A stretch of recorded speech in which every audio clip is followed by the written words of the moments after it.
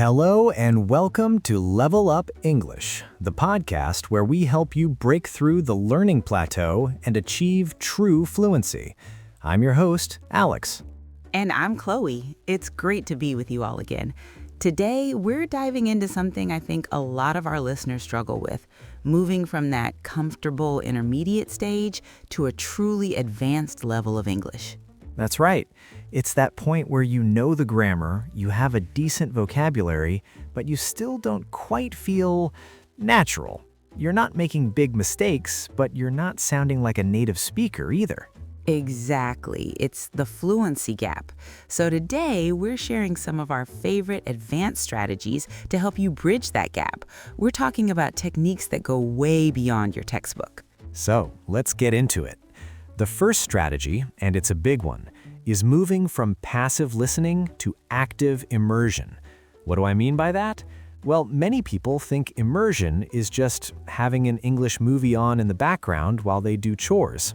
Right, I've been guilty of that. You feel productive, but you're not really absorbing much because your focus is split. Precisely. Active immersion is a focused activity. It means engaging with the material. For example, watch a 5-minute clip from a TV show or a YouTube video. First, watch it without subtitles. How much did you understand? The general idea, maybe. Then, watch it again with English subtitles. This time, pause every time you see a phrase or a word you don't know. Write it down, look it up, try to understand why that specific phrase was used. That's a great tip. So you're not just consuming, you're deconstructing. You could even take it a step further and try to summarize the clip out loud in your own words. Yes, that's perfect. Or transcribe a 30-second section. You will be amazed at how many small words, contractions, and intonation patterns you miss during passive listening. It forces your brain to pay attention to the details. It really makes you notice the rhythm and flow of the language, which actually leads perfectly into our second strategy, shadowing. Shadowing, the secret weapon for pronunciation. For anyone who hasn't heard of it, can you explain what it is, Chloe? Of course, shadowing is simple in concept. You listen to a native speaker and you repeat what they say in real time, just a split second behind them, like an echo or a shadow. It can feel very strange at first. Totally. You'll be stumbling over words and feel a bit silly, but the benefits are enormous. You're not just learning words, you're training the muscles in your mouth, tongue, and jaw to produce English sounds. It's physical training for your accent. And it directly improves prosody. That's the rhythm, stress, and intonation of speech. This is often the biggest giveaway that someone is a non-native speaker. They might pronounce every word perfectly, but the melody of their sentences is off. The melody. I love that way of putting it. So a practical tip for starting with shadowing? Start slow. Find a podcast or an audiobook with a clear, moderately paced speaker.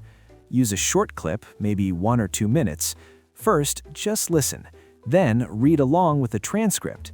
Finally, put the transcript away and try to shadow the speaker. Do it over and over. Yeah, repetition is key. Don't try to shadow a fast-talking action movie on your first go. Definitely not. Okay, our third advanced strategy is a mental one, and it might be the hardest to master. It's learning to think in English. Oh, the translation trap. This is huge. When you're stuck translating in your head from your native language to English before you speak, your speech will always be slow and a bit clunky. It's a major barrier to fluency. The goal is to build a direct connection between a concept and the English words for it, cutting out the middleman, your native language. So how do you even start doing that? It sounds so abstract. You start incredibly small. Begin by narrating your daily actions to yourself, in your head, in English. For example, when you're making breakfast, think, I am opening the fridge. I'm taking out the milk. Now I'm pouring the milk into my cereal. That makes sense. You're using simple, immediate vocabulary and grammar that you already know, so you don't need to translate. You're just observing your world and labeling it in English. Exactly. From there, you can graduate to more complex thoughts. Maybe try to think about your plans for the day in English, or what you thought of a movie you just watched. It's like building a muscle. The more you do it, the more it becomes your default setting. I love that. Another great trick is to change the language on your phone and computer to English. You're forced to navigate your digital life in English, which reinforces that thinking process. A fantastic practical tip. All right, that brings us to our fourth and final strategy for today, which is all about making learning sustainable and fun. And that is find your niche. Yes, stop trying to learn English about topics you don't care about. If you're not interested in business news, stop forcing yourself to read the Wall Street Journal. Right. What are your hobbies? What do you love to do? Are you passionate about gardening or video games or historical fashion or baking? Whatever it is, there is a whole world of content about it in English. There are YouTubers, bloggers, forums, subreddits, all dedicated to your specific interest. And when you immerse yourself in that content, a few magical things happen. First, you're highly motivated to understand because you genuinely care about the topic. Second, you learn a lot of very specific, high-level vocabulary related to that topic, which makes you an expert in that domain.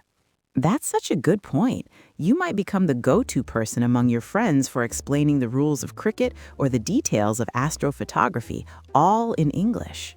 It builds immense confidence, and most importantly, it stops feeling like studying and starts feeling like living your life just through the medium of English. That's when you know you've made it. Language becomes a tool for your passions, not an obstacle. Absolutely. Integration over instruction. Well said. So to quickly recap our 4 advanced strategies, number 1 was active immersion, not passive listening. Number 2 was shadowing to master the melody and rhythm of English. Number 3 was actively practicing thinking in English to break the translation habit. And number 4, finding your niche to make learning fun and meaningful. The key is not to get overwhelmed. Just pick one of these to focus on for the next couple of weeks and see how it feels. Excellent advice. That's all the time we have for today. Thank you so much for tuning in to Level Up English. We'll be back next week with a deep dive into one of the trickiest parts of English, mastering phrasal verbs. You won't want to miss it. You know, Chloe, what's great is that these 4 strategies aren't isolated. They can be combined for even more powerful results. For example, you could find a niche podcast you love, that's strategy 4, and then use active immersion and shadowing to master the content. That's strategy 1 and 2. That's a fantastic point. It's like a learning ecosystem, and you could use the thinking in English technique to summarize an episode of that podcast. So you're combining all 4 strategies into one cohesive learning routine. It's all about being creative and finding what works for you. Until then, keep practicing and happy learning.